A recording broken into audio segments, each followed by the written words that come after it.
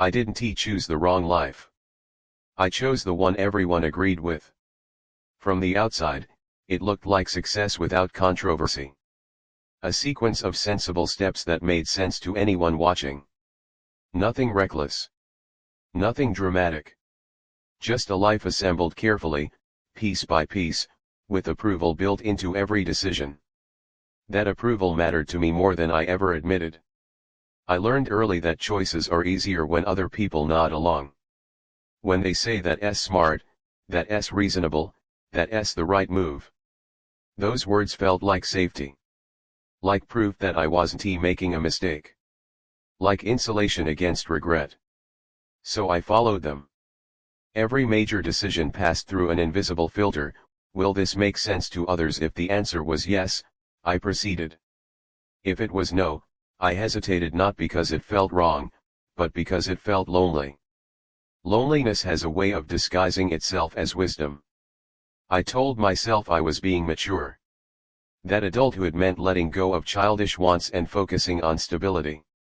That not every desire deserved to be honored. I believed that wanting less was a virtue, and that ambition needed to be justified, not felt. People praised that mindset. They said I was grounded. Balanced. Someone who didn't chase illusions. I accepted that identity eagerly. It explained why I stayed where I was.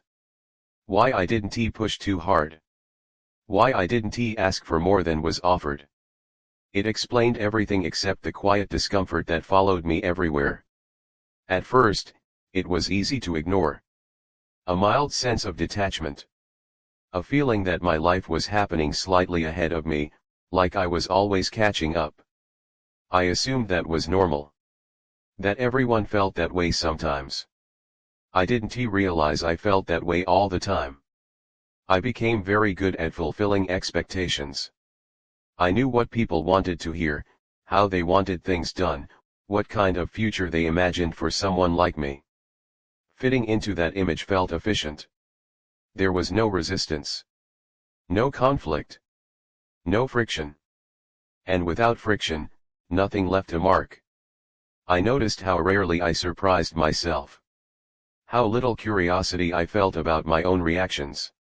Decisions felt pre-approved, as if I were following a script I had read long ago and forgotten agreeing to. Still, I told myself I was lucky. Plenty of people struggle. Plenty of people make obvious mistakes. I had avoided all that. I had built a life that worked. That functioned. That looked coherent when explained to strangers. Inside, it felt borrowed. The first crack appeared during a conversation that should have been forgettable. Someone asked me what I wanted next casually, without pressure. I opened my mouth and gave a polished answer. Something sensible. Something acceptable. Halfway through, I heard my own voice and felt nothing. No excitement. No resistance. No recognition. Just words. That moment unsettled me more than any failure ever had. Failure, at least, would have implied intention. This felt like absence, like I had stepped into a role so completely that I no longer remembered what it was replacing. I started noticing how often my life choices were explained rather than felt. I could tell you why I was where I was, but not how it felt to be there. I had reasons instead of reactions. Logic instead of attachment. I wondered when that shift had happened. Looking back, it wasn't one decision. It was a pattern. Each time I faced a fork in the road, I chose the path that required the least defense. The one that could be justified easily. The one that wouldn't make anyone worry. Including myself. I mistook comfort for alignment.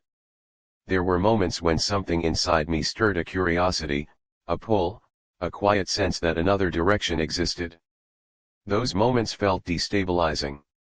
I labeled them impractical. I waited for them to pass. They always did.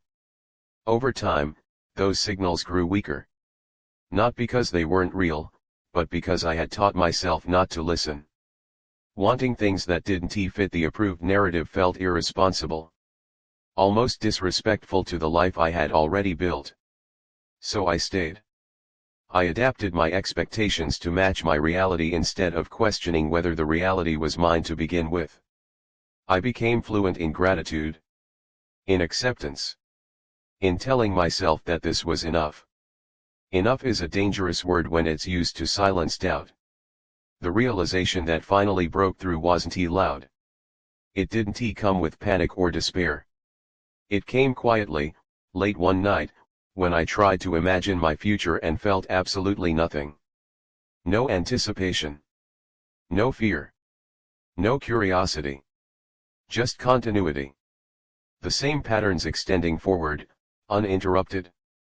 A life that would remain respectable, functional, and strangely untouched by me. That's when I understood the truth I had avoided for years. I hadn't chosen this life because it felt right. I had chosen it because it felt approved. And approval had slowly replaced identity. I wasn't unhappy. I was absent. That realization didn't tell me what to do next. It only told me something harder to accept, that living a life everyone agrees with doesn't mean it belongs to you. And for the first time, I had to ask a question I had spent years avoiding: what happens when you wake up inside a life you never consciously chose? Once the question appeared, it refused to stay theoretical. I tried to push it back into abstraction, where I was comfortable. I told myself that not every life needs passion, that stability is a legitimate goal, that dissatisfaction doesn't always mean something is wrong. Those arguments had worked for years. This time, they felt thin. I began noticing how much effort it took to maintain the sense that everything was fine. Not because things were actively bad, but because they were empty in a way that demanded constant explanation. I was always justifying my own calm to myself, always reminding myself of the reasons this life made sense. Sense had become my defense. I started paying attention to moments when the mask slipped. Small, almost embarrassing moments. Hearing someone talk about a choice they made without permission and feeling a sharp, irrational envy.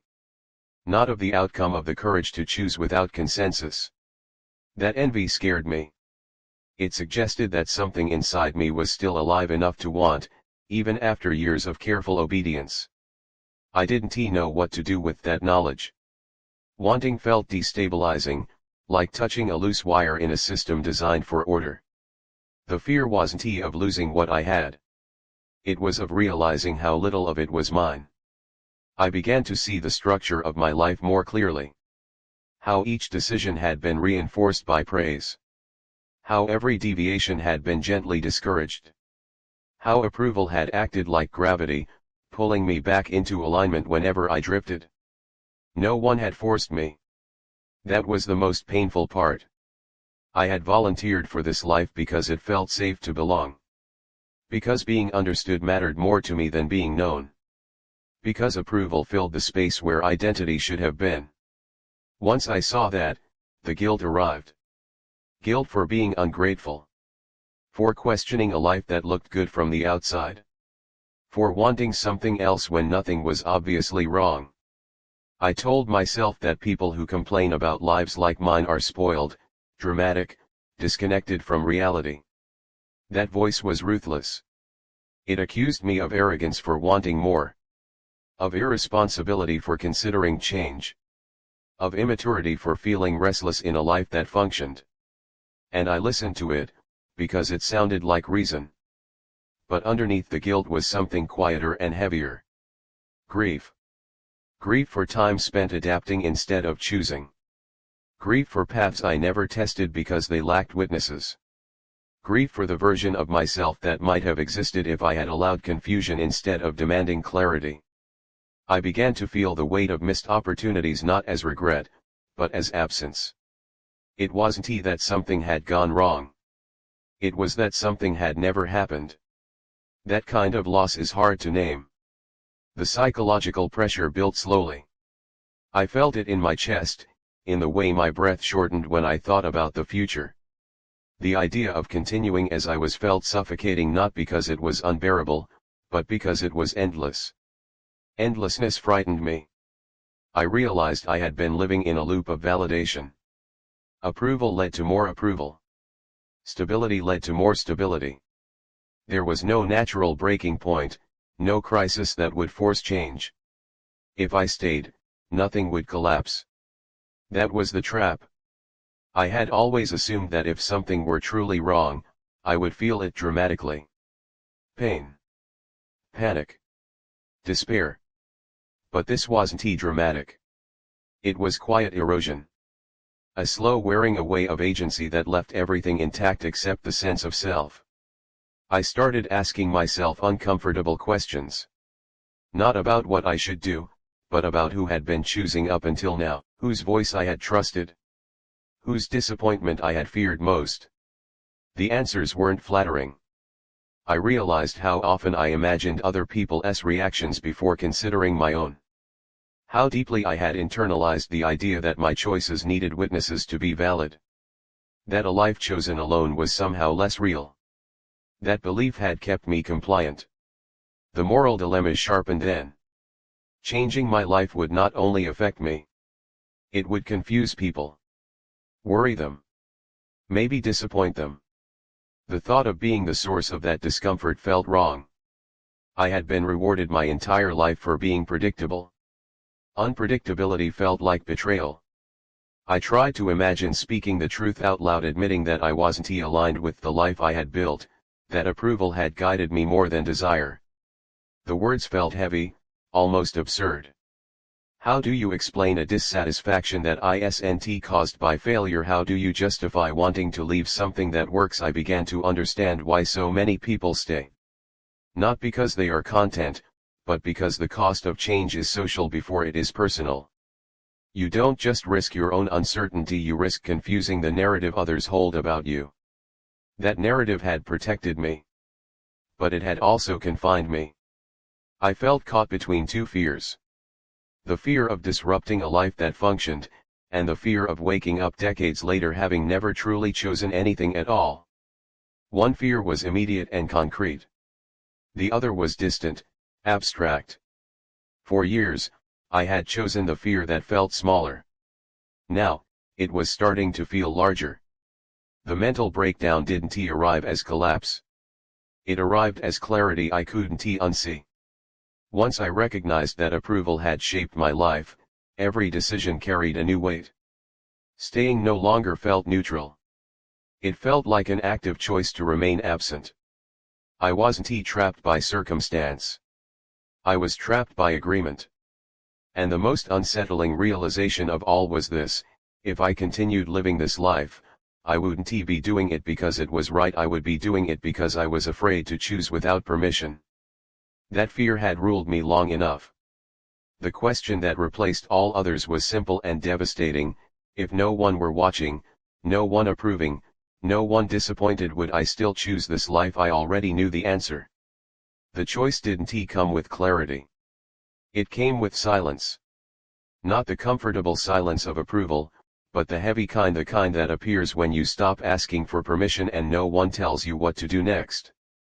I had spent so long calibrating my life around other people's expectations that standing alone inside my own decision felt almost disorienting. There was no applause. No reassurance. No sense that I was finally doing the right thing. And for the first time, that didn't stop me. I realized that waiting for certainty had always been another form of approval. I wanted a sign that change was justified, that it wouldn't make me selfish or ungrateful. But no sign came. Only the quiet understanding that staying was no longer neutral. Staying meant continuing to live a life that made sense to everyone except the person living it. That realization stripped the situation of drama. There was no villain to rebel against. No injustice to correct. Just a simple truth: I had built a life based on consensus, and consensus had slowly replaced choice. I didn't burn my life down. I didn't announce a transformation. I made a series of small, almost invisible decisions that no one congratulated me for. I stopped explaining myself as much. I allowed discomfort to exist without rushing to justify it. I chose options that felt awkward rather than approved. Each choice felt wrong at first. Not morally wrong, socially wrong. I could feel the absence of validation like a physical ache. There were moments when I almost retreated, when going back to the familiar script would have been so easy. A single sentence could have restored the old narrative, "It's fine. I'm happy. This makes sense." But I didn't say it. I let people misunderstand me. That was the hardest part. Not disappointing them, confusing them. Watching their certainty dissolve as I stopped fitting neatly into the version of me they had grown comfortable with. Some tried to help by offering advice.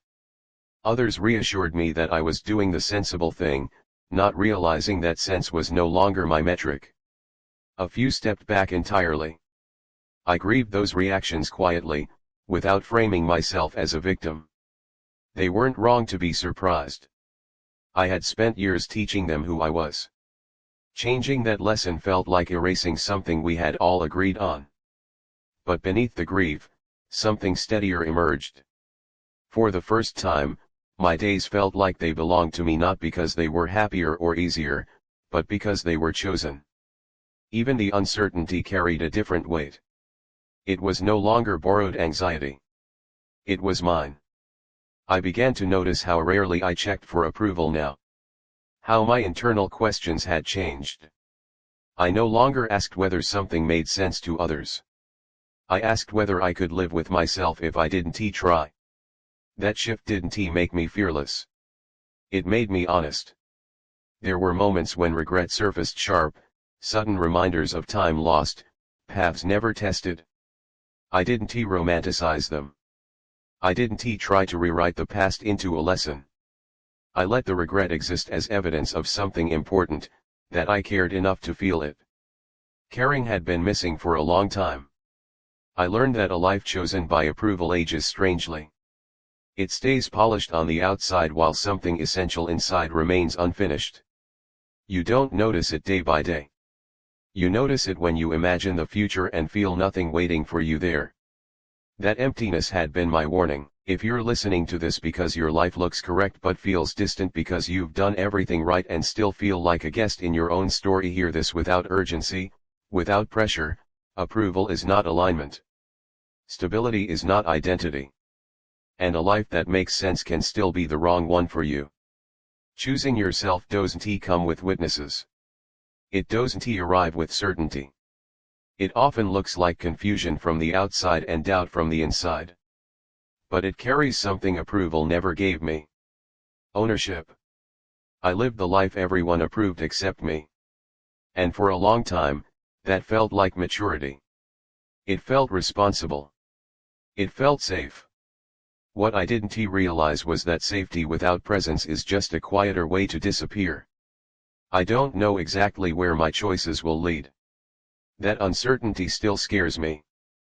But now, when I imagine the future, I feel something I hadn't felt in years. Curiosity. And that feels like proof that I'm finally inside my life, not explaining it, not defending it, not waiting for someone to agree with it. Just living it.